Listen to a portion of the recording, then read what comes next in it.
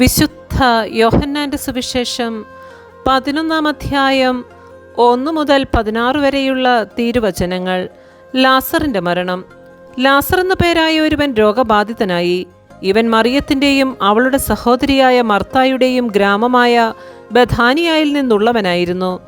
ഈ മറിയമാണ് സുഗന്ധതൈലം കൊണ്ട് കർത്താവിനെ പൂശുകയും തൻ്റെ തലമുടി കൊണ്ട് അവൻ്റെ പാദങ്ങൾ തുടയ്ക്കുകയും ചെയ്തത്. ഇവളുടെ സഹോദരൻ ലാസറാണ് രോഗബാധിതനായത്.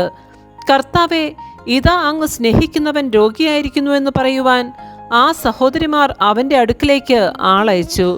അത് കേട്ടപ്പോൾ യേശു പറഞ്ഞു, ഈ രോഗം മരണത്തിൽ അവസാനിക്കാനുള്ളതല്ല, പ്രത്യുത ദൈവത്തിൻ്റെ മഹത്വത്തിനും അതുവഴി ദൈവപുത്രൻ മഹത്വം പ്രാപിക്കുന്നതിനും വേണ്ടിയുള്ളതാണ്. യേശു മർത്തായെയും അവളുടെ സഹോദരിയെയും ലാസറിനെയും സ്നേഹിച്ചിരുന്നു. എങ്കിലും അവൻ രോഗിയായി എന്ന് കേട്ടിട്ടും യേശു താൻ താമസിച്ചിരുന്ന സ്ഥലത്ത് തന്നെ 2 ദിവസം കൂടി ചെലവഴിച്ചു. അനന്തരം അവൻ ശിഷ്യന്മാരോട് പറഞ്ഞു, നമുക്ക് വീണ്ടും യൂദയായിലേക്ക് പോകാം. ശിഷ്യന്മാർ ചോദിച്ചു, ഗുരോ, യഹൂദർ ഇപ്പോൾ തന്നെ നിന്നെ കല്ലെറിയാൻ അന്വേഷിക്കുകയായിരുന്നല്ലോ, എന്നിട്ട് അങ്ങോട്ട് പോവുകയാണോ?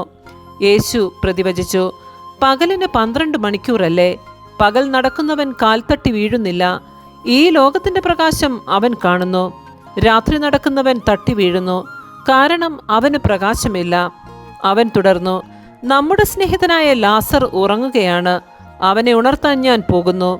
ശിഷ്യന്മാർ പറഞ്ഞു, കർത്താവെ, ഉറങ്ങുകയാണെങ്കിൽ അവൻ സുഖം പ്രാപിക്കും. യേശു അവൻ്റെ മരണത്തെക്കുറിച്ചാണ് സംസാരിച്ചത്, എന്നാൽ നിദ്രയുടെ വിശ്രമത്തെക്കുറിച്ചാണ് അവൻ പറഞ്ഞതെന്ന് അവർ വിചാരിച്ചു. അപ്പോൾ യേശു വ്യക്തമായി അവരോട് പറഞ്ഞു, ലാസർ മരിച്ചുപോയി. നിങ്ങൾ വിശ്വസിക്കേണ്ടതിന് ഞാൻ അവിടെ ഇല്ലാഞ്ഞതിൽ നിങ്ങളെ പ്രതി ഞാൻ സന്തോഷിക്കുന്നു. നമുക്ക് അവൻ്റെ അടുത്തേക്ക് പോകാം.